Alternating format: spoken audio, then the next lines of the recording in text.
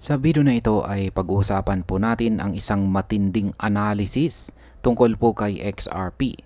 Ayon po sa isang kilalang market analyst, may posibilidad na si XRP ay tataas ng 777% at umabot ng hanggang $28.16 pagsapit po ng buwan ng September 2025. Base po ito sa historical data at mga pattern na dati na pong nakita sa market. Kaya ang tanong ngayon ay totoo nga bang hindi nagsisinungaling ang chart at posible ba talagang mangyayari ito kay XRP? Kaya yan po ang siyang ating pag-uusapan sa video na ito. Pero bago po tayo magpatuloy ay pakibasa na lamang po muna ang disclaimer dito po sa ibaba ng ating screen. At simulan po natin sa ating unang katanungan kung ano po ba ang nangyayari ngayon kay XRP. Si XRP po ay kasalukuyang nasa mahigpit na laban para manatili sa itaas ng presyong $3. Check po natin yung ating chart dito. Ayan. Sa kasalukuyan ay ang kanyang presyo ay naglalaro po sa 3.01. Yan, at bumabagsak po siya rito sa major support natin dito na nasa price level na $3. Ayan. Pagkatapos po na umabot sa XRP sa $3.35 noong August 14 ay bumagsak po siya at tuluyang bumaba sa ilalim ng $3 noong August 18. Ibig sabihin ay matindi po ang bearish pressure na kinakaharap ni XRP sa kasalukuyan.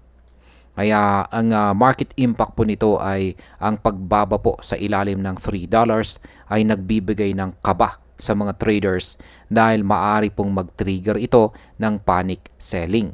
Pero sa kabilang banda, nakikita rin ng ilang investors ito bilang buying opportunity kung maniniwala sila sa long-term trend. Ngayon ay bakit po sinasabi na hindi nagsisinungaling ang chart? Ang sinasabi po ng analyst na si Egrag ay simple lamang. Base po sa monthly chart, si XRP ay sumusunod muli sa isang historical pattern na 2 beses nang nangyari sa loob ng nakaraang 8 taon or 8 years. Kaya ayan, check na lamang po natin yung kanyang ibinahagi na chart dito. Ayan, yan po yung kanyang ibinahagi na chart dito. Ayan. Meron pong cycle 1, cycle 2, at saka cycle 3. Ayan, at meron tayong isang ascending trend dito or support. Ayan, na nagsisilbing support kung saan ay dito po tumatalbog-talbog ang presyo ni XRP. Ayan, sa bawat pagkakataon na lumabas ang pattern na ito, nagkakaroon po si XRP ng malaking rally.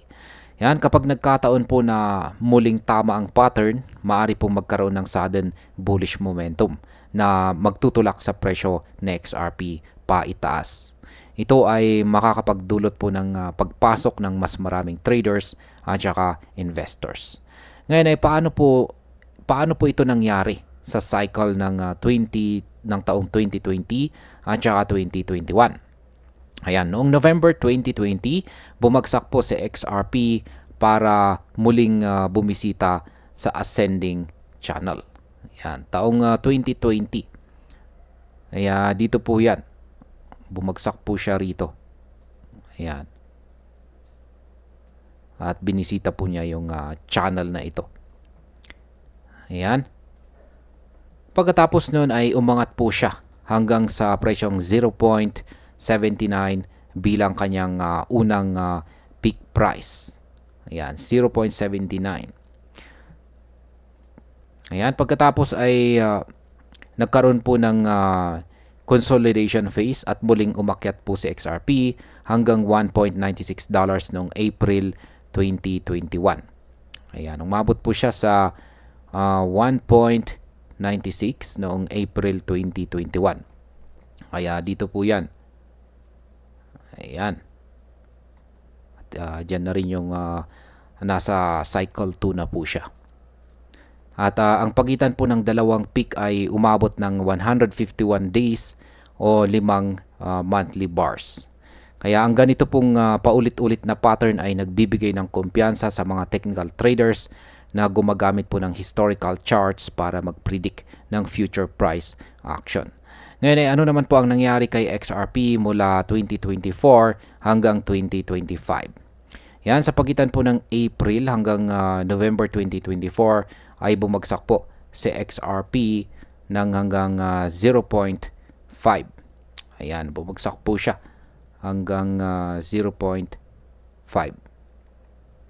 Ayan, dito na po siya yung buong consolidation po niya rito. Ayan, nasa mga 0.5 na po yan. Ayan, pagkatapos po ng US elections noong November 2024 ay bigla po siyang nagkaroon ng impressive run. Umabot po siya sa $3.4 noong January 2025 bilang kanyang first peak. Ayan. Ayan, umangat po siya rito. Ayan. Ngayon, ang pagkakaroon po ng rally kasunod ng elections ay nagpapakita na ang market sentiment at political stability sa US ay may direktang epekto sa presyo ni XRP. Ngayon, ay ano po ang sitwasyon niya pagkatapos po ng 3.4 na peak price? Ayan, pagkatapos pong umabot itong si XRP sa presyong $3.4, bumagsak po si XRP pabalik sa presyong $2 at nagkaroon ng consolidation phase sa loob ng 6 na buwan. Ayan, bumagsak po siya sa ilalim ng $2 at nag-consolidate po siya ng 6 na araw. Ayan. At 6 na buwan po pala. At muli po siyang nakabangon at nakabalik sa itaas ng $3 nitong August 2025. Ang chart ay nagpapakita po na sa September 2025 ay magiging 243 days na o 8 monthly bars. Yan, magiging mabubuo na po yung pang 8 na monthly bars mula nang makita ang unang peak sa $3.4. Kaya ang mahabang consolidation period ay madalas na indikasyon ng malakas na galaw sa susunod. Maaari pong bullish breakout ang kasunod nito. Ngayon is ito na po yung pinakamalaking tanong. Totoo ba na posible ang $28 target ngayong September 2025? Kaya yan. Ito po yung target dito ni Ginoong Egrag. Yan, naabot na raw dito 28.16. Ayan, kung sakaling magkaroon ng breakout dito. Ayan. Ayon kay Egrag ay kung uulit ang parehong pattern gaya ng nangyari noong taong 2017 at saka 2018, posibleng makuha ni XRP ang kanyang second peak ngayong September 2025. Ang kanyang prediction po ay tataas si XRP ng 777% hanggang sa umabot ito sa presyo na $28.16.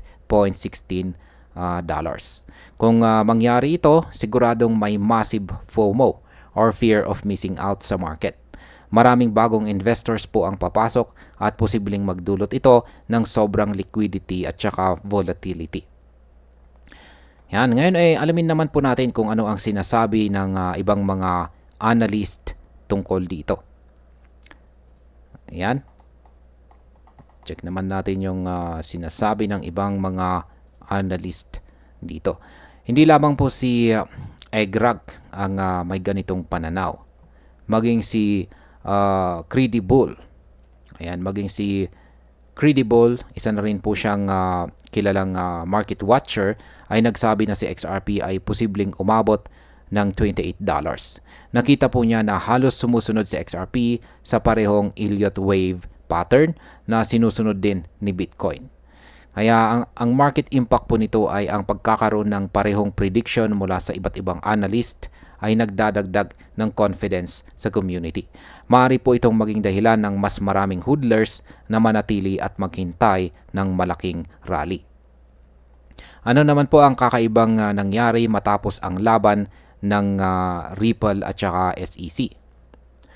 Matapos po na magdesisyon ang Ripple at SEC na tapusin ang kanilang matagal na laban sa korte at bawiin ang kanilang appeals, tahimik lamang po ang Ripple CEO na si Ginoong Brad Garlinghouse.